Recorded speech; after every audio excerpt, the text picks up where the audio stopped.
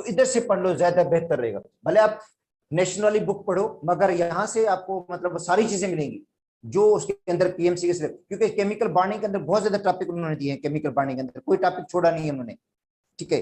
तो chemical bond, तो chemical bond क्या होता है बेटा? एक फोर्स ऑफ अट्रैक्शन होती है which hold atoms together in A compound. Compound के अंदर एक कंपाउंड है या मॉलिक्यूल है जिसके अंदर एटम्स हैं, एटम्स को जो फोर्स जकड़ के रखती है उस फोर्स का नाम है केमिकल बॉन्ड। तो बेटा ये है फोर्स ऑफ अट्रैक्शन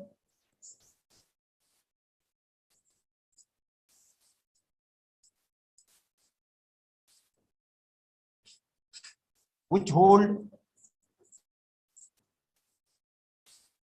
atoms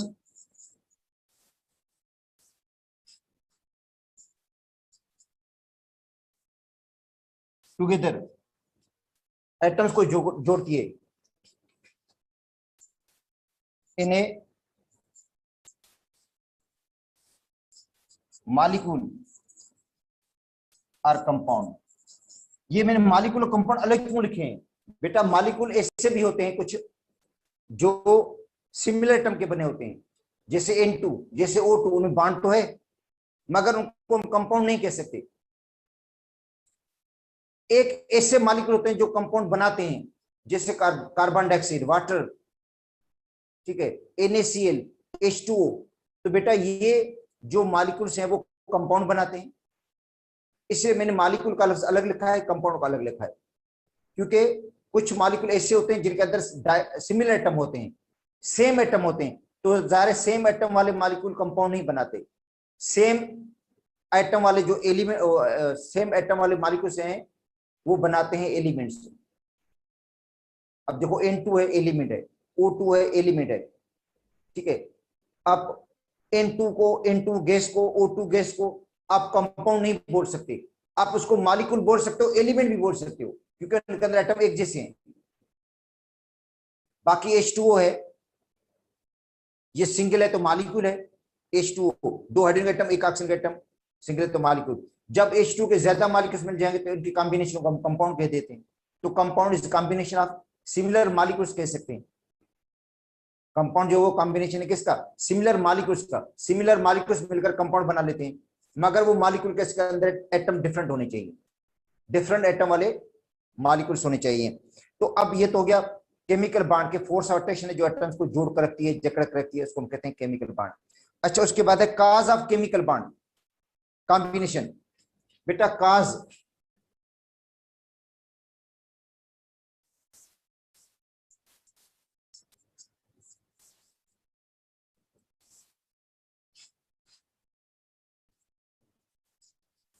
काज क्या है केमिकल कॉम्बिनेशन की? देखो, एक तो काज ये होता है कि जो एटम्स हैं सिवाय नोबल गैसेस के, बेटा सिवाय नोबल गैसेस के बाकी जितने भी एटम्स हैं उनका जो आउटर मोस्ट ऑर्बिट होता है वो इनकम्प्लीट है। नोबल गैसेस के अलावा बाकी जितने भी एटम्स हैं उनका आउटर मोस्ट ऑर्बिट इनकम्प्लीट होता है। वो अपना आउटर मोस्ट ऑर्बिट को कंप्लीट करने के लिए केमिकल बॉन्ड बनाते हैं। आउटर मोस्ट ऑर्बिट को कंप्लीट करने के लिए, नोबल गैस कॉन्फ़िगरेशन अचीव करने के लिए, बेटा जो नोबल गैस की कॉन्फ़िगरेशन उसको अचीव करने के लिए, हासिल करने के लिए वो केमिकल बॉन्ड बनाते हैं। इससे वो इलेक्ट्रॉन लूज भी करते हैं, गेन भी करते हैं, शेयर भी करते हैं, ताकि उनकी जो कॉन्फ़िगरेशन है वो नोबल गैस जैसी बन जाए, वो इनर्ट गैस जैसे बनेगी। क्योंकि इनर्ट गैस जैसे बनेंगे तभी वो स्टेबल होंगी, क्योंकि इनर्ट गैस स्टेबल है, उनका जो आउटर मोस्ट ऑर्बिट है वो कंप्लीट है। जैसे हीलियम है, हीलियम का आउटर मोस्ट ऑर्बिट 2 इलेक्ट्रॉन पे कंप्लीट हो जाता है, डिप्लेट। और बाकी जितने भी नोबल गैसेस हैं उनके आखिरी में 8 इलेक्ट्रॉन होते हैं, उनका होता है ऑक्टेट कंप्लीट होता है, ठीक है। और बाकी जो एटम्स हैं वो अपना आउटर मोस्ट ऑर्बिट को कंप्लीट करने के लिए वो इलेक्ट्रॉन क्या करते हैं? लूज करते हैं, गेन करते हैं, शेयर करते हैं, ताकि उनका आउटर मोस्ट ऑर्बिट कंप्लीट हो जाए। सपोज करते हैं सोडियम है या जो लिथियम है, लिथियम देखो, तो लिथियम की जो कॉन्फ़िगरेशन है वो है 2 1। तो लिथियम क्या करेगा? एक इलेक्ट्रॉन लूज करेगा, लूज करने के बाद इसकी कॉन्फ़िगरेशन हीलियम जैसी हो जाएगी। देखो कॉन्फ़िगरेशन किस जैसी होगी? हीलियम जैसी होगी, 1s2, ठीक है। सोडियम को देख लें, 281, पहले शेल में 2 इलेक्ट्रॉन, दूसरे में 8, तीसरे में 1, सोडियम एक लूज करेगा 1 इलेक्ट्रॉन, तो सोडियम की कॉन्फ़िगरेशन नियॉन जैसी बन जाती है, 28 बन जाएगा 28। ऐसे मैग्नीशियम है 282 होता है, 2 लूज करेगा इलेक्ट्रॉन मैग्नीशियम, 2 लूज करने के बाद वो नियॉन जैसी बन जाएगी इसकी इलेक्ट्रॉनिक कॉन्फ़िगरेशन, 2 इलेक्ट्रॉन ने लूज कर दिए। पोटाशियम है 2881, ये लूज करेगा 1 इलेक्ट्रॉन और उसकी कॉन्फ़िगरेशन 288 हो जाएगी, आर्गन जैसी बन जाएगी। अच्छा, सल्फर है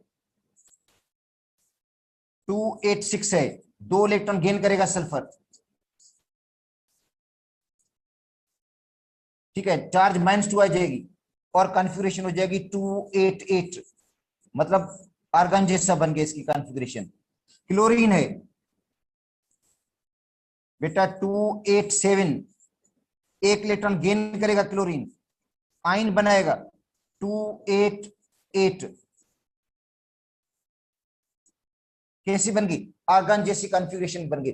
इसका मतलब है एटम जो है वो बॉन्ड इसलिए बनाते हैं क्योंकि उनका आउटरमोस्ट ऑर्बिट इनकम्प्लीट होता है। अपने आउटरमोस्ट ऑर्बिट को कंप्लीट करने के लिए वो इलेक्ट्रॉन लूज भी करते हैं, गेन भी करते हैं और शेयर भी करते हैं। इलेक्ट्रॉन लूज भी करेंगे, देखो लूज कर रहे हैं, गेन भी करेंगे और आपस में शेयरिंग करके भी आखिरी शेल कंप्लीट करेंगे, ठीक है, जिसकी वजह से वो केमिकल बॉन्ड बनाते हैं। तो ये रीजन है केमिकल बॉन्ड बनने का एक, कि एटम का जो आउटरमोस्ट ऑर्बिट है वो इनकम्प्लीट होता है, अपने आउटरमोस्ट ऑर्बिट को कंप्लीट करने के लिए वो क्या करते हैं, लूज गेन या शेयर करके अपना आखिरी शेल को कंप्लीट कर लेते हैं, ठीक है। अब देखो क्लोरीन गैस है, ये भी शेयर का, देखो क्लोरीन गैस ये इलेक्ट्रॉन की शेयरिंग कर देती है, आखिरी शेल के इलेक्ट्रॉन को शेयर करती है।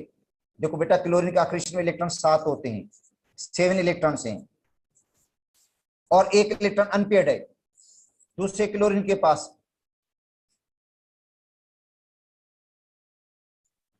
सात इलेक्ट्रॉन्स हैं, 1 इलेक्ट्रॉन अनपेयर्ड है, वो अनपेयर्ड इलेक्ट्रॉन की शेयरिंग करके अपना 8 इलेक्ट्रॉन पूरे कर लेते हैं। देखो ये शेयरिंग हुई है, इस पेयर को कहते हैं शेयर्ड पेयर। और से क्या हुआ, दोनों का 8 पूरे हो गए, दोनों का 8 पेयर कंप्लीट हो गया। देखो 2 4 6 और 2 इलेक्ट्रॉन 8 हो गए। इस क्लोरीन के देखो 2 4 6 और 2 इलेक्ट्रॉन 8 हो गए, दोनों का ऑक्टेट कंप्लीट हो गया। तो अपना ऑक्टेट को पूरा किया उन्होंने शेयर करके, लूज गेन नहीं, वो इलेक्ट्रॉन लूज गेन नहीं किया उन्होंने। लूज गेन करने से आयनिक बॉन्ड बनता है बेटा, जब वो इलेक्ट्रॉन लूज और गेन करते हैं तो बॉन्ड आयनिक बनता है, जब वो शेयर करते हैं तो बॉन्ड कोवेलेंट बन जाता है। देखो हाइड्रोजन है, उसके पास 1 इलेक्ट्रॉन, दूसरे हाइड्रोजन के पास भी 1 इलेक्ट्रॉन, वो शेयर कर लेते हैं। इस पेयर को कहते हैं शेयर पेयर।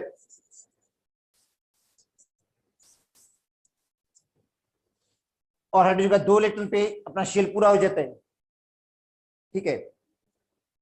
अच्छा, दूसरा आयनिक बॉन्ड बनता है, आयनिक बॉन्ड में शेयरिंग नहीं होगी, इलेक्ट्रॉन की ट्रांसफर होगी, एक लूज करेगा एक गेन करेगा। जो मेटल होगा वो लूज करेगा, मेटल बनाएगा पॉजिटिव आयन, और जो नॉन मेटल होगा वो बनाएगा नेगेटिव आयन। और फिर पॉजिटिव आयन और नेगेटिव आयन के दरमियान जो बॉन्ड बनेगा उस बॉन्ड को हम कहेंगे ionic bond. Force of attraction पैदा होगी पॉजिटिव और नेगेटिव आयन के दरमियान, केटाइन और एनायन के दरमियान फोर्स ऑफ अट्रैक्शन होगी और एनर्जी रिलीज होगी, जिसको कहते हैं लेट्स एनर्जी, जो हमने कल पढ़ी थी। तो अब देखो सोडियम को देख लो, 281 सोडियम इलेक्ट्रॉन लूज कर रहा है, आयन बना रहा है, और वो आयन कौन गेन करेगा, क्लोरीन 287। क्लोरीन ने वो इलेक्ट्रॉन गेन कर लिया, नेगेटिव आयन बना दिया 288। और फिर क्या हुआ, इन आयन के दरमियान अट्रैक्शन पैदा हो जाएगी, पॉजिटिव और नेगेटिव आयन के दरमियान फोर्स ऑफ अट्रैक्शन पैदा होगी, जिसको हम कहते हैं आयनिक बॉन्ड, जिसको क्या कहेंगे हम, आयनिक बॉन्ड कहते हैं। सोडियम आयन ये भी गैसेस फॉर्म में, क्लोराइड आयन भी गैस वाले फॉर्म में है, और इनिशियल सॉलिड बनेगा, आयनिक बॉन्ड बन जाएगा इनके दरमियान। तो बात हो रही थी इसके इंट्रोडक्शन की, हम आगे पढ़ेंगे पूरा कि एटम जो है वो केमिकल बॉन्ड क्यों बनाते हैं, क्योंकि उनका आउटरमोस्ट ऑर्बिट जो होता है वो इनकम्प्लीट होता है, अपना आउटरमोस्ट ऑर्बिट को कंप्लीट करने के लिए वो बॉन्ड बनाते हैं, नोबल गैस जैसी कॉन्फ़िगरेशन को अचीव कर लेते हैं, क्योंकि जो नोबल गैसेस हैं वो उनके ऑर्बिट स्टेबल होते हैं, ठीक है, इसलिए वो केमिकल बॉन्ड में रिएक्शन में हिस्सा नहीं लेती हैं। हाँ, कुछ के नोबल गैसेस भी केमिकल रिएक्शन में हिस्सा लेती हैं, मगर एक्सट्रीम कंडीशन पे। बेटा जो नोबल गैसेस हैं वो भी एक्सट्रीम कंडीशन पे बॉन्ड बनाती हैं, नोबल गैसेस भी। अब देखो जीनान है, जीनान के कंपाउंड है, देखो नोबल गैसेस के XeF2, XeF4, XeF6, तो देखो जीनान के कंपाउंड है, मगर उस एक्सट्रीम कंडीशन पे वो कंपाउंड बनाती है, नॉर्मल कंडीशन पे नहीं, ठीक है। और कुछ एटम ऐसे होते हैं जिनका ऑक्टेट, ठीक है बेटा, कंप्लीट नहीं होता, मतलब या तो इलेक्ट्रॉन बढ़ जाते हैं या कम हो जाते हैं, इनकम्प्लीट ऑक्टेट वाले भी होते हैं बेटा। एक तो इनकम्प्लीट ऑक्टेट होता है इनका, इनकम्प्लीट ऑक्टेट,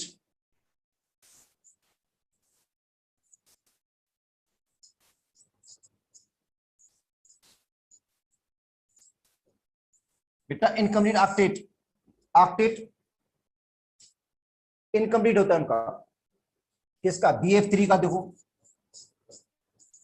BCl3 का देखो, ये कंपाउंड है मगर ऑक्टेट रूल में ओबे नहीं होता। AlCl3 को देख लो,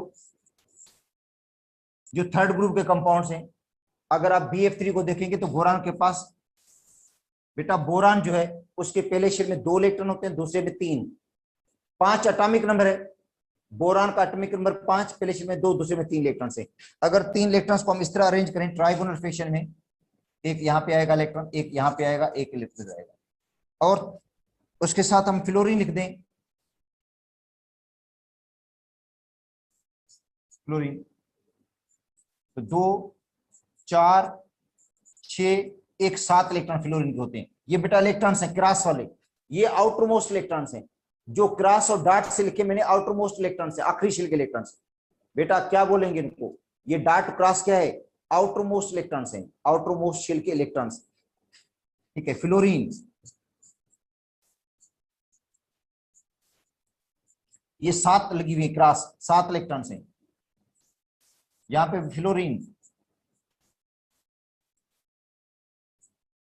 ठीक है। अब देखो इसका शेल कंप्लीट हो गया, फ्लोरीन का तो ऑक्टेट पूरा हो गया, इस फ्लोरीन का भी ऑक्टेट पूरा हो गया, इसका भी ऑक्टेट पूरा हो गया, मगर देखो ये जो बोरान है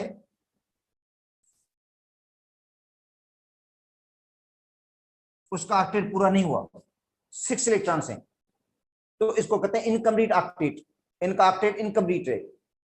अच्छा कुछ ऐसे होते हैं ऑक्टेट रूल को ओबे नहीं करते, ठीक है बेटा,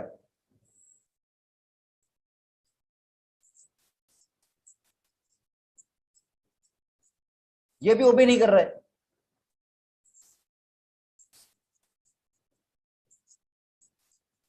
PCl5, PCl5 में जो फास्फोरस है उसके पास इलेक्ट्रॉन 10 हो जाते हैं। अच्छा SF6, ओ सॉरी,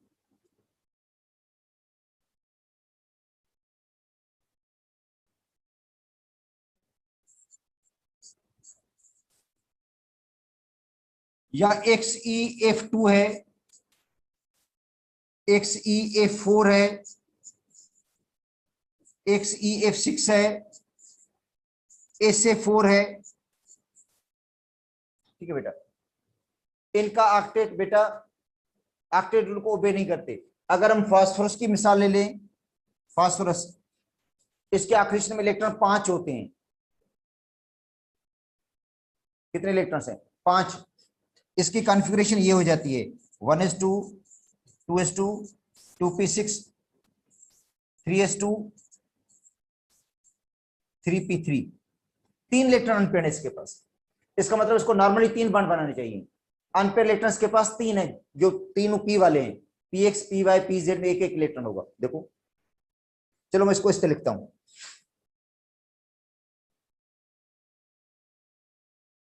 3px 3py 3pz, एक इसमें इलेक्ट्रॉन, एक इसमें इलेक्ट्रॉन, एक इसके अंदर, 3 इलेक्ट्रॉन अनपेयर्ड है। बांड इसको 3 बनाने चाहिए, क्योंकि जितने अनपेयर्ड इलेक्ट्रॉन होते हैं उतने ही बांड बनते हैं बेटा। 3 इलेक्ट्रॉन अनपेयर्ड है तो 3 बांड बनेगा। PCl3 बनना चाहिए, मगर PCl5 तो नहीं बनना चाहिए। फिर क्या करते हैं, उसको हम हीट देते हैं, एक्साइटेड स्टेट।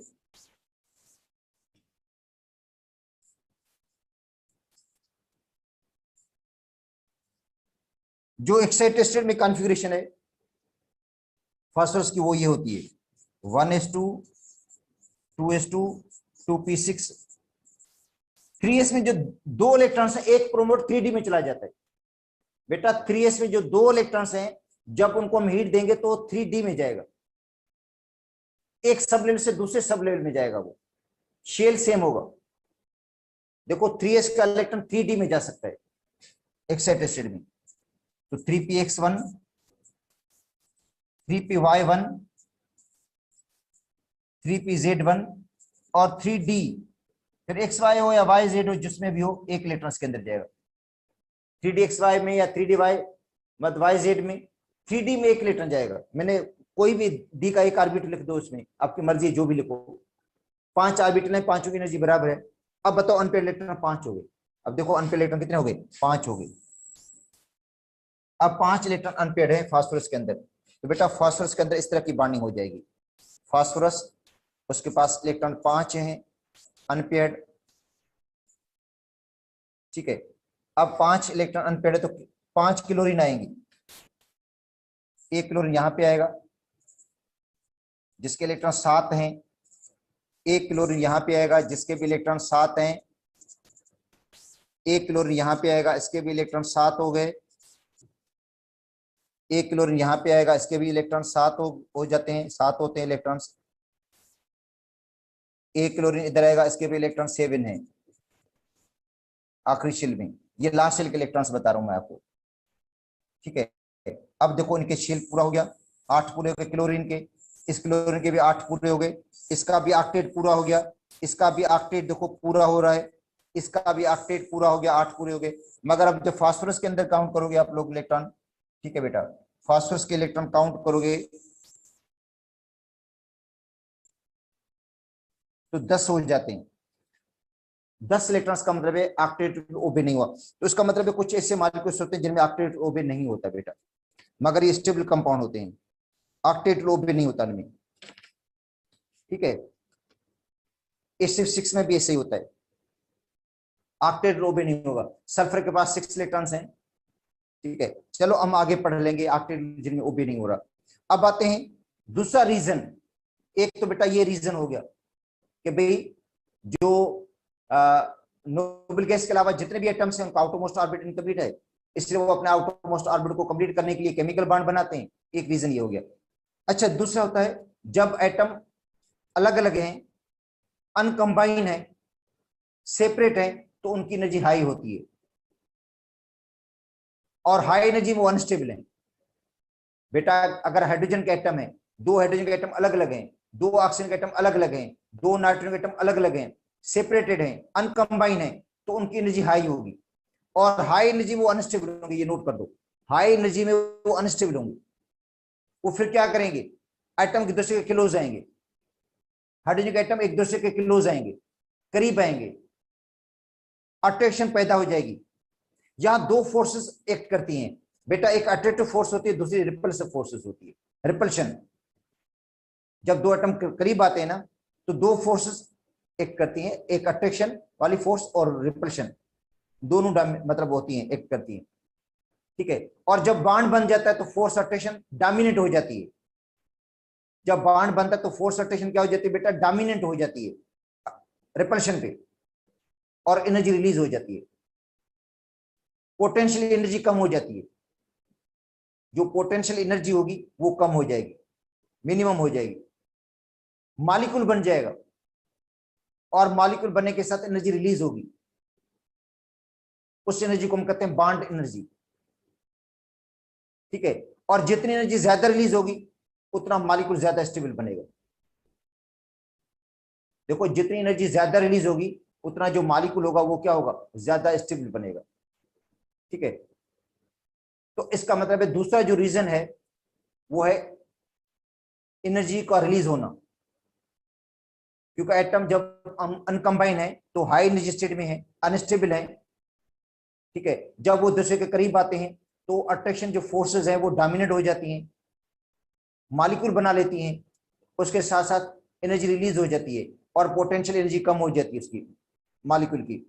ठीक है, और वो मॉलिक्यूल ज्यादा स्टेबल बन जाता है, और बॉन्ड बनने के दौरान जितनी एनर्जी ज्यादा रिलीज होगी उतना मॉलिक्यूल ज्यादा स्टेबल बनेगा। तो दूसरा जो है energetics of the bond formation, बेटा जो दूसरा है वो है energetics of the bond formation.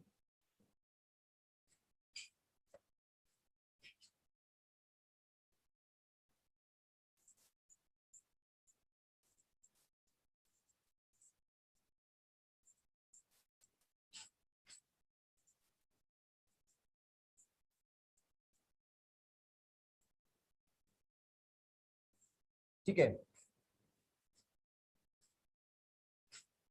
बेटा, energetics of the chemical bond formation क्या कहती है कि जब बॉन्ड बनता है, ठीक है,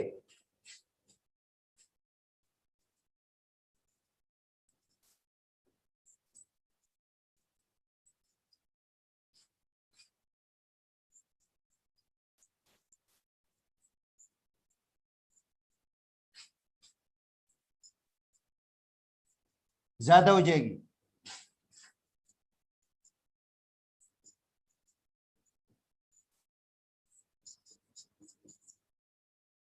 बेटा अट्रैक्टिव जो फोर्स होती है वो ज्यादा हो जाती है रिपल्सिव फोर्स से। ठीक है,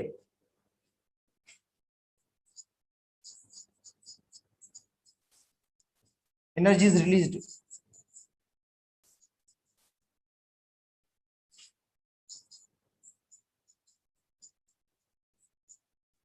potential energy decrease.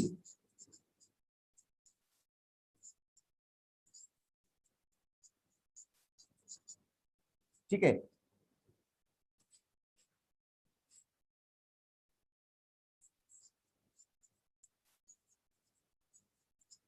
More energy release, more stable molecule.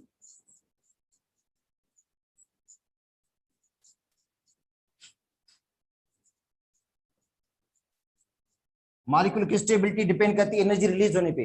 अब देखो नाइट्रोजन और नाइट्रोजन, बेटा ये जब मिलकर नाइट्रोजन मॉलिक्यूल बनाते हैं तो एनर्जी रिलीज कितनी करते हैं, 946 किलो जूल रिलीज हुई है ये बेटा। साइन नेगेटिव का मतलब है रिलीज हुई है।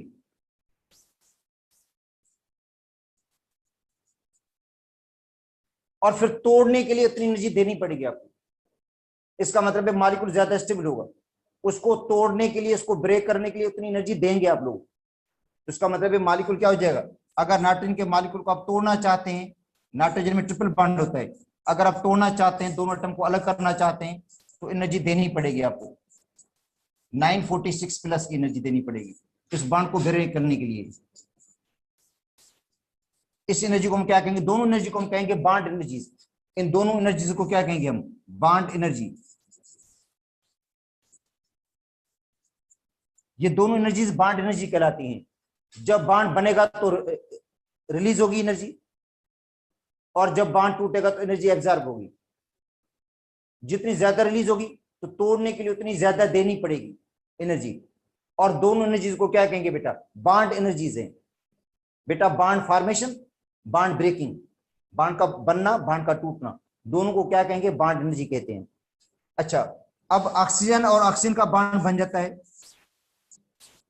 O2 मॉलिक्यूल बनेगा तो एनर्जी रिलीज होगी -498 किलो जूल। अब ये वैल्यूज में आगे पीछे का 1-2 यूनिट का फर्क हो सकता है बेटा। ये मैं आप क्वेश्चन के सिलेबस से जो वैल्यूज मुझे जेन में थी, याद थी, वो मैं आपको बता रहा हूँ। हो सकता है इसके अंदर कोई वैल्यू 1-2 डिजिट्स का फर्क भी आ जाए। ठीक है, क्योंकि सिंध के सिलेबस से वैल्यूज थी वो मुझे याद थी, वो आपको मैंने बता दी है। ठीक है, तो ये डेल्टा एच की वैल्यू कितनी होगी 498। हाइड्रोजन एटम जब करीब आते हैं और हाइड्रोजन मॉलिक्यूल बनाते हैं, H2 मॉलिक्यूल बन जाता है, तो एनर्जी रिलीज होती है -436 है या 35 है किलो जूल। शायद इसके अंदर बुक के अंदर 35 लिखा हुआ है, वैसे सिंध के सिलेबस के अंदर 435 है, मगर बराबर ही है तकरीबन, राउंड अबाउट एनर्जी रिलीज होगी। और जब इसको तोड़ेंगे तो एनर्जी देनी पड़ेगी। अब जब एटम बेटा मिलकर मॉलिक्यूल बनाते हैं, एटम दूसरे के क्लोज आ जाते हैं, करीब आ जाते हैं, और उनके दरमियान बॉन्ड बनता है, ठीक है। और ये बॉन्ड है, इसकी लेंथ को हम कहते हैं बॉन्ड लेंथ,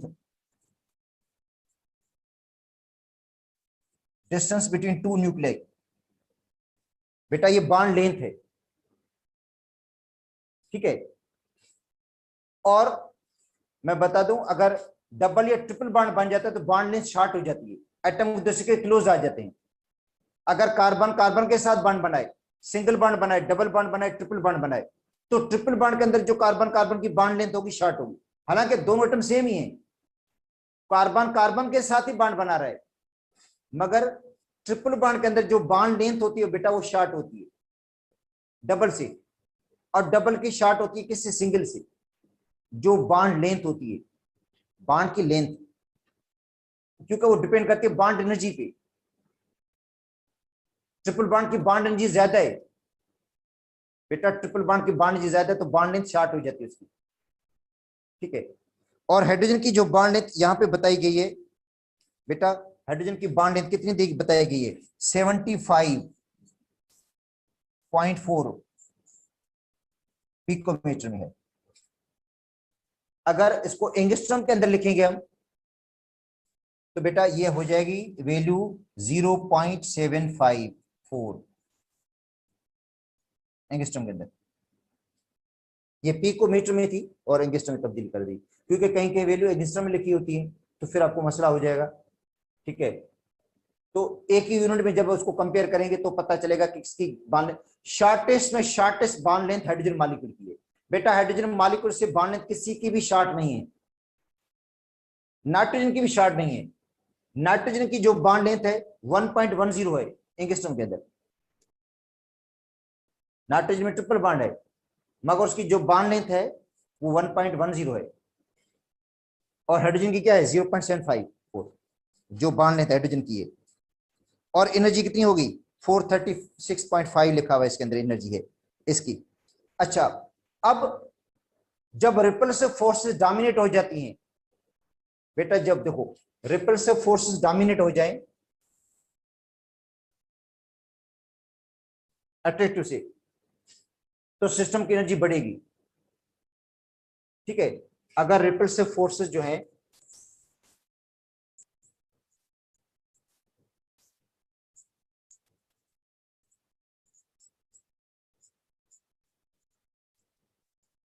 अट्रैक्टिव फोर्सेस पे क्या हो जाए, डोमिनेट हो जाए, energy of system increase, potential energy increase, bond least stable,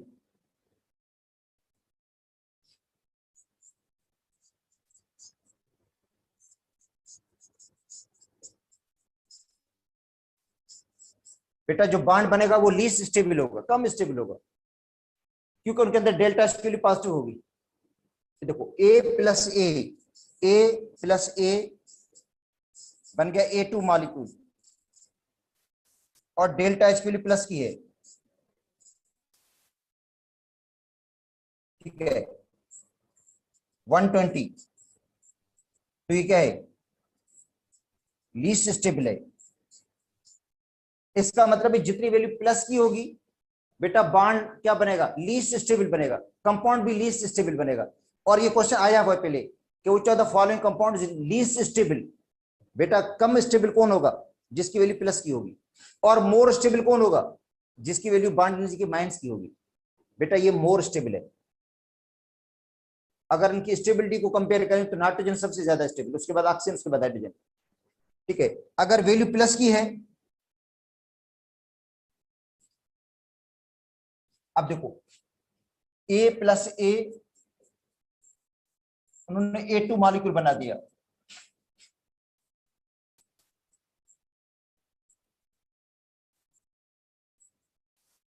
B plus B,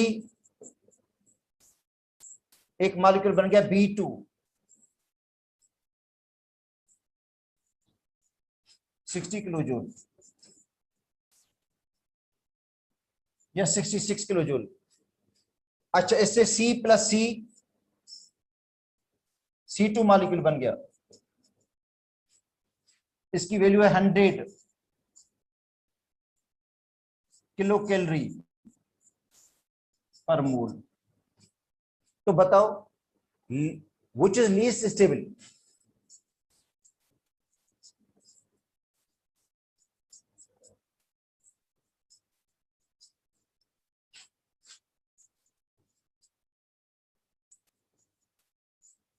molecule,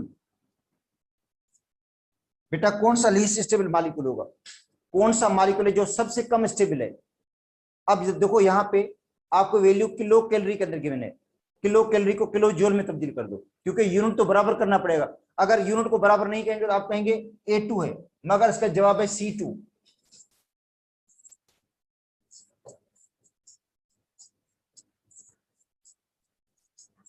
ये लीस्ट स्टेबल है। क्यों भाई? क्योंकि इसकी वैल्यू जो है वो 100 है, बेटा 100 है,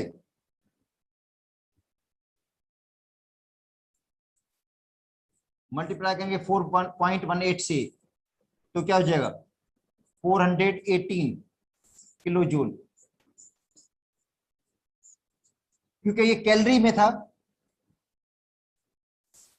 1 कैलोरी बराबर होती है 4.18 जूल की। बेटा 1 कैलोरी किसके बराबर है? 4.18 जूल के बराबर है। तो हमने क्या कर दिया, कैलोरीज को जूल में कन्वर्ट किया। तो ये है energetics of the bond formation. बेटा energetics of the bond formation का मतलब है जब भी कोई बॉन्ड बनेगा तो एनर्जी रिलीज होगी और मॉलिक्यूल की एनर्जी कम हो जाएगी। मॉलिक्यूल मोर स्टेबल बनेगा, जितनी ज्यादा एनर्जी रिलीज करेगा उतना ज्यादा स्टेबल बनेगा, पोटेंशियल एनर्जी कम होगी। ठीक है, जब जब अट्रैक्टिव फोर्स रिपल्सिव फोर्स से हावी हो जाती तब ऐसा होता है, और जब रिपल्सिव फोर्सेस जो हावी हो जाए अट्रैक्टिव फोर्सेस से तो सिस्टम की एनर्जी इंक्रीज होगी, पोटेंशियल एनर्जी भी इंक्रीज होगी और डेल्टा एच की वैल्यू प्लस की होगी। ठीक है, जो कंपाउंड बनेगा वो लीस्ट स्टेबल बनेगा। कंपाउंड क्या बनेगा बेटा? लीस्ट स्टेबल कंपाउंड बन जाता है वो, जिसकी वैल्यू डेल्टा एच के लिए प्लस की होती है। अब आते हैं, देखो इन सब में जो रोल होता है बेटा बॉन्ड फॉर्मेशन में, एटम का साइज का रोल होता है। एटम है ना, उसका साइज, उसका रोल होता है। ठीक है, जितना एटम का साइज छोटा होता है बेटा, जितना एटम का साइज छोटा, दो एटम आपस में बॉन्डेड है, जितना एटम का साइज स्मॉलर है तो जो बॉन्ड बनता है वो स्ट्रांग बॉन्ड बनता है।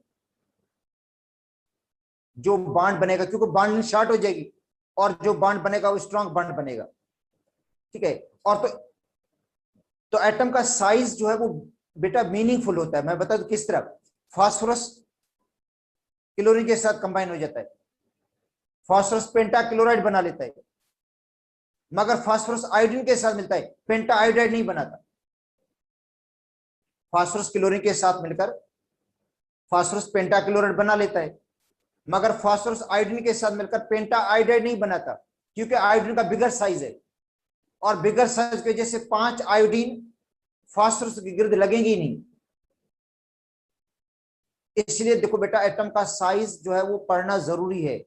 साइज के बगैर आपको बॉन्डिंग का मतलब नहीं पता चलेगा। ठीक है, कि एटम कौन सा बॉन्ड बनाएगा, आयनिक बनाएगा, कोलिन बनाएगा, या उसका नेचर क्या होगा, इलेक्ट्रॉन लूज करेगा या नहीं करेगा, वो सारी चीजें एटम के साइज पे डिपेंड करती हैं।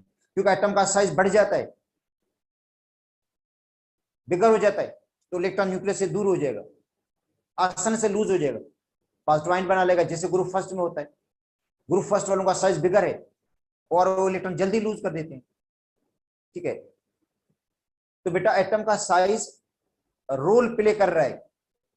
ठीक है, atomic size, ionic size, atomic radii, ionic radii and covalent radii, मतलब एटॉमिक साइज हैं।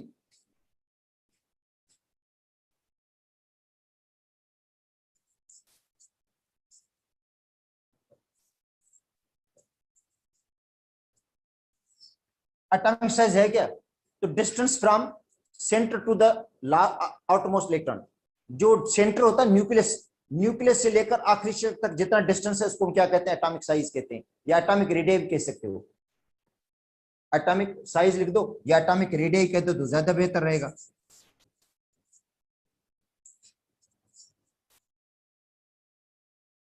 ठीक है, एटम का रेडियस, तो एटम का रेडियस क्या है? डिस्टेंस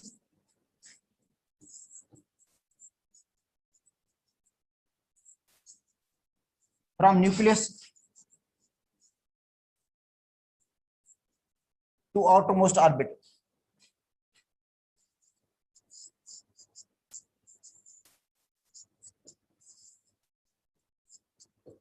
न्यूक्लियस से लेकर आउटरमोस्ट ऑर्बिट तक जितना डिस्टेंस है इसको हम कहते हैं एटॉमिक,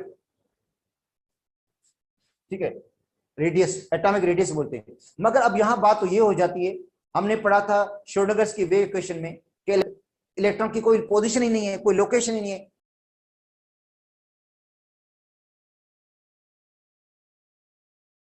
जो हम डिस्टेंस को नाप ले, डिस्टेंस को मेजर कर दें, न्यूक्लियस से लेकर आखिरी शेल तक का फासला कैसे मेजर करेंगे? क्योंकि इलेक्ट्रॉन अपनी पोजीशन को बदलता रहता है, इलेक्ट्रॉन की वेव लाइक नेचर है। ठीक है, तो इसका मतलब है एक्यूरेट रेडियस तो नहीं निकल पाएगा इस हिसाब से, तो इलेक्ट्रॉन न्यूक्लियस कहीं भी हो सकता है वेव लाइक नेचर के मुताबिक। अच्छा, दूसरी बात ये होती है, एक एटम के साथ दूसरे एटम भी बॉन्डेड होते हैं। बेटा एक एटम है, उसके साथ दूसरे एटम भी क्या होते हैं? बॉन्डेड होते हैं, जिसकी वजह से आउटर चार्ज डिस्ट्रीब्यूशन में फर्क आ जाता है। तो फिर हम रेडियस किस तरह निकालेंगे? एक्चुअली तो रेडियस इस तरह निकलता है कि जो दो एटम जब बॉन्ड बनाते हैं, जब दो एटम बेटा बॉन्ड बनाते हैं, तो उनके जो सेंटर्स हैं उनके डिस्टेंस को हम कहते हैं बॉन्ड लेंथ। देखो ये दो एटम है, दो एटम बॉन्ड बना रहे हैं, एक एटम ये हो गया, ये दूसरा एटम हो गया, दोनों एटम अगर एक जैसे हैं, ये दो एटम है बेटा कोई, ठीक है, ये भी एक एटम है, ये भी एक एटम है।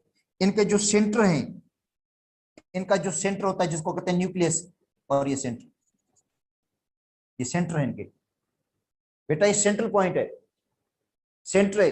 उनके दरमियान जो डिस्टेंस है ये, इसको कहते हैं बॉन्ड लेंथ।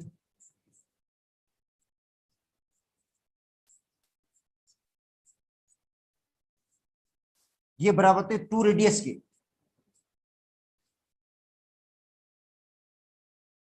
ठीक है, और अगर आपको एटॉमिक रेडियस चाहिए, एक एटम का रेडियस चाहिए, तो उसको 2 से डिवाइड कर दें, half of the bond length हो जाएगा, half of the bond length, bond length का हाफ हो जाएगा।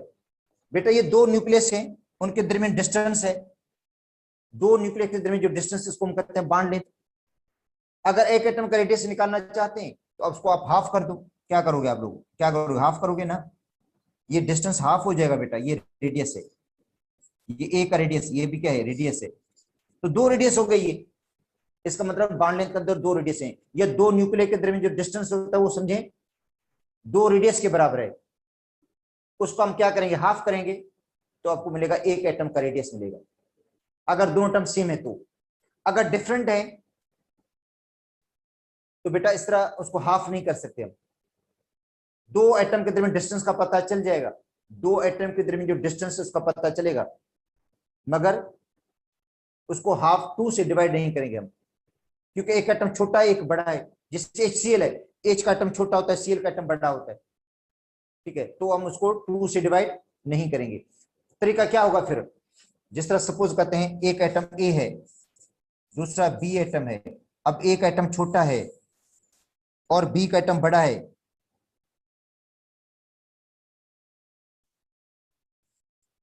ये है, ऐसे है, और दो न्यूक्लियस हैं इनके, दो सेंटर हैं इनके, ये सेंटर, इसका ये सेंटर, इसके दरमियान जो डिस्टेंस है